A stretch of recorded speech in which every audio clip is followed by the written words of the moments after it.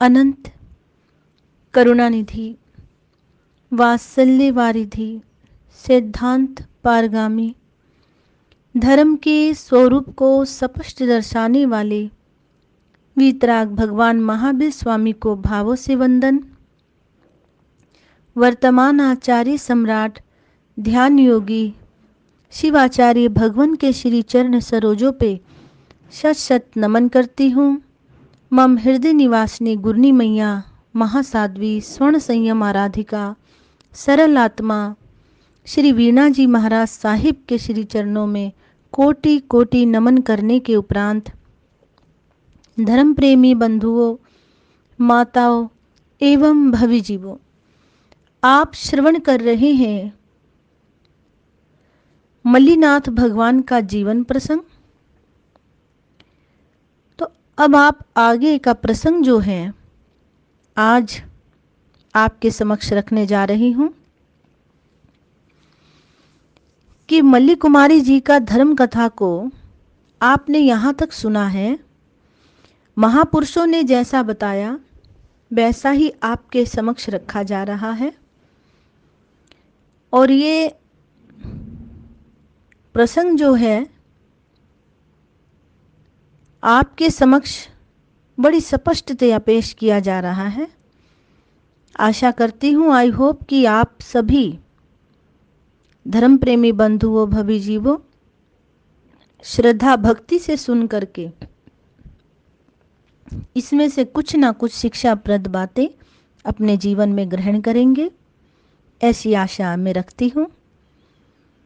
तो मल्ली कुमारी जी की धर्म कथा को आपने यहाँ तक सुना है कि राजा कुंभ के नकारात्मक उत्तर तथा अपमानजनक व्यवहार से वे 6 राजा बहुत ही क्रोध में उठे कि उनके दूतों को महल के पिछले दरवाजे से निकालकर और अपने पैर के अंगूठे से उनके प्रस्ताव को ठुकरा कर राजा कुंभ ने जब दूतों को भेज दिया और उन दूतों ने जाकर के अपने 6 राजाओं को अपने अपने राजाओं को जब बताया तो वे बहुत ही क्रोध में आ गए।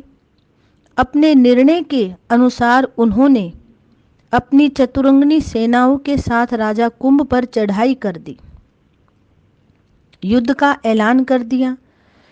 अपने अपने राज्य से चलकर वे मिथिला के बाहर स्थित उद्यान में बागीचे में आकर ठहर गए। राजा कुंभ को उनके द्वारा होने वाले आक्रमण का समाचार मिला। एक और 6 राजा हैं और एक और अकेला राजा कुंभ है। युद्ध छेड़ने से पूर्व इस विषय पर गंभीरता से विचार करना बहुत आवश्यक था, बहुत आवश्यक था। महापुरुषों ने फरमाया, ज्ञानी आत्मा कहती हैं, कथाकार कहती हैं कि युद्ध छेड़ने से पूर्व इस विषय पर गंभीरता से विचार करना बहुत आवश्यक था। संसार में 2 ही तरीके हैं काम निकालने के, एक शक्ति और दूसरा युक्ति का मार्ग। प्राय लोग अहंकार में आकर कहने लगते हैं कि मैं उसे क्या समझता हूँ, वे मेरे सामने क्या है। व्यक्ति इस प्रकार अहंकार की बातें करने लगता है। सभी जानते हैं कि अभिमान का सिर तो हमेशा नीचा ही होता है। कुंभ ने अपनी शक्ति का विचार नहीं किया था और उसकी शक्ति को ठीक तरह से समझा नहीं था। भला 6 का मुकाबला 1 कैसे कर सकता है? किंतु उसके मद ने, अहंकार ने उसको गहन चिंतन में उतरने नहीं दिया। कोई भी यहाँ शंका उठा सकता है कि मल्ली कुमारी तो भावी तीर्थंकर थी, वे उसकी सुता हैं यानी कि बेटी हैं, फिर उसने अपने पिता को उनके साथ युद्ध करने से, उन 6 राजाओं के साथ युद्ध करने से क्यों नहीं रोका? तो उत्तर इसका स्पष्ट है कि जो नियत है, जो निश्चित है, उसके लिए ना उपदेश है ना राय ही है, ऐसा ज्ञानी आत्मा कह रही है। धर्म प्रेमी बंधुओं, एक ज्ञानी व्यक्ति किसी व्यक्ति को कोई बात कहे और फिर वह ना माने तो इसका अर्थ ये हुआ कि उसको ज्ञात नहीं था कि ये मेरी बात मानेगा नहीं। यदि वह उसको पहले से ही जानता तो फिर वह कहता ही क्यों? जो भवितव्यता है, जो होने वाला है, वे होकर ही रहती है। ना ये उपदेश से टलती है, ना उस समय की अपेक्षा करने से व्यक्ति इससे बच सकता है, और ना इस शक्ति से ही टाला जा सकता है। शक्ति से भी नहीं टाला जा सकता होनी को। यदि ये टल जाए तो फिर इसे होनी कौन कहेगा? होनी तो होकर ही रहती है। होनी वह होती है जो पुरुषार्थ, उपदेश तथा उपाय के पश्चात भी हो ही जाती है। मनुष्य के मन में वही काम करने का विचार आने लगता है, क्योंकि बुद्धि कर्मानुसारिणी, बुद्धि कर्मों के अनुसार ही बन जाती है। जैसा कर्म भोगना होता है, व्यक्ति की बुद्धि की संरचना भी वैसी ही बन जाती है। होनी के आगे विवेक तथा चिंतन पड़े का पड़ा रह जाता है, ऐसा महापुरुषों ने कहा। मल्ली जानती थी कि भावी के गर्भ में क्या है, इसलिए वह मौन रहे। उसे पता भी था कि मेरे ही कारण ये 6 राजा मिथिला पर चढ़ाई करने के लिए, युद्ध करने के लिए समस्या बने हैं।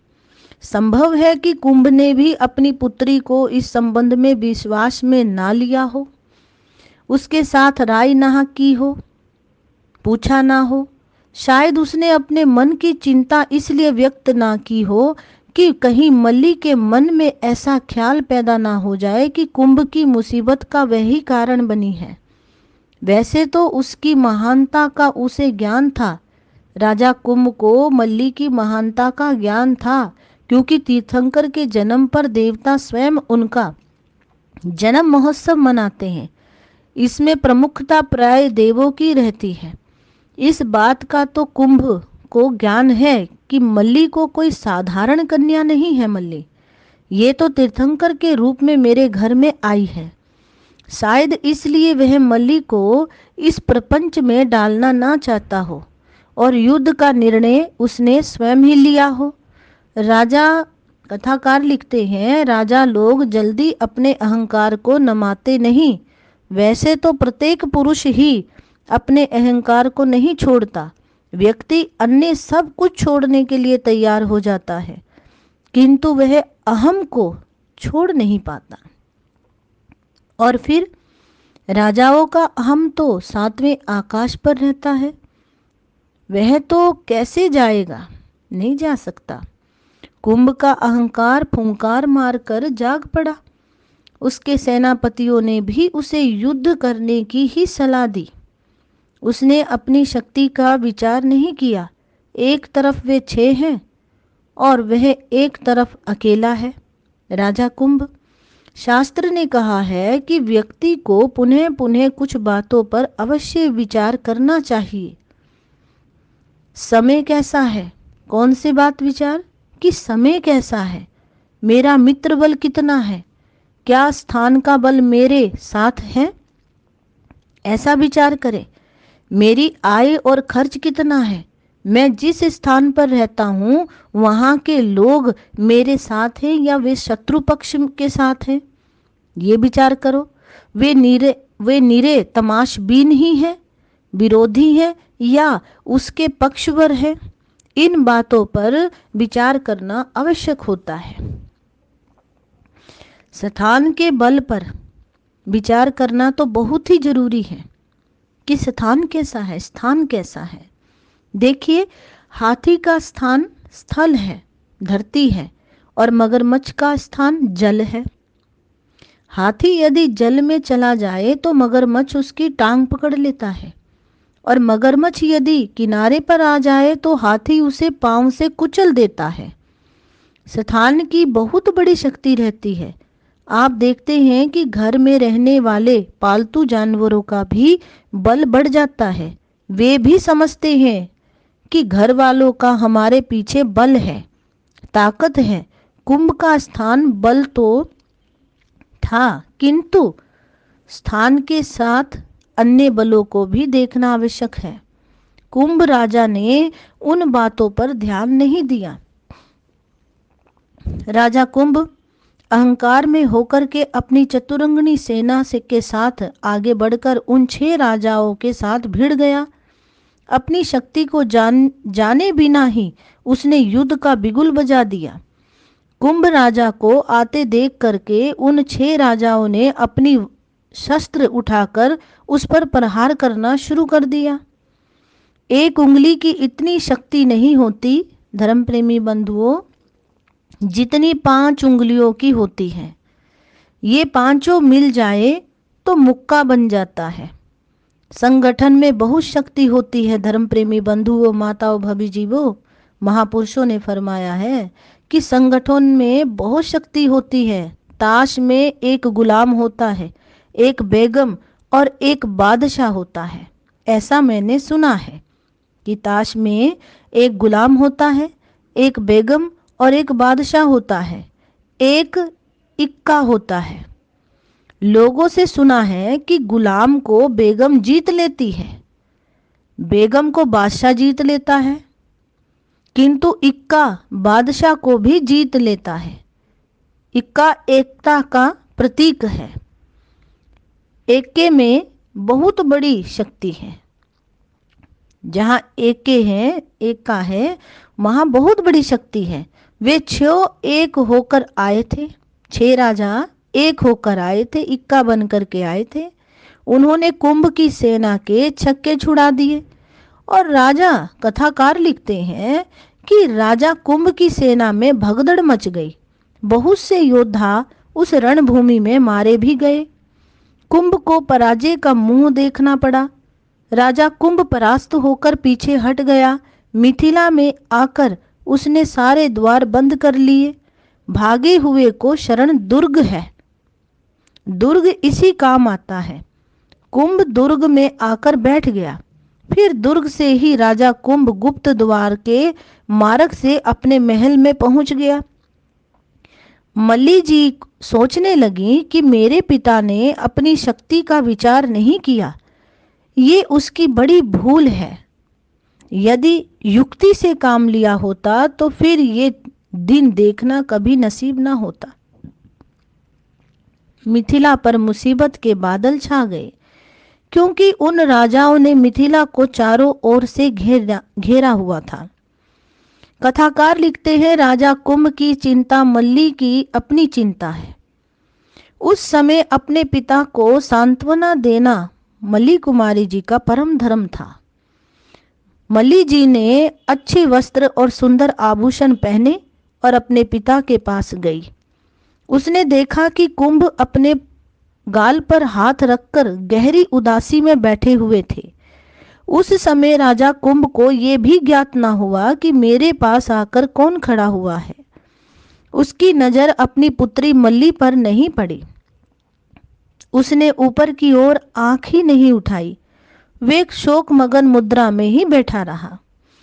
मल्ली कुमारी जी ने अपने पिता कुंभ का मौन भंग करने हेतु कहा, पिताजी, पहले मैं आती थी, आप मुझे स्नेह देते थे, प्रेम देते थे और मुझे बैठने के लिए भी कहते थे।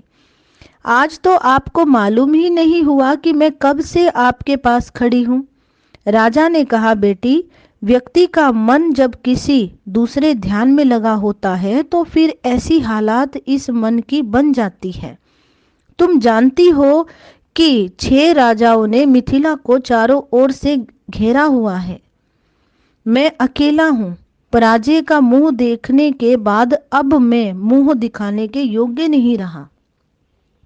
मेरी बहुत सी शक्ति इस युद्ध में क्षीण भी हो गई है। अब मैं क्या करूं? कोई मार्ग नहीं सूझ रहा है। इस सोच में मैं चिंता के गहरे सागर में डूबा हुआ हूं।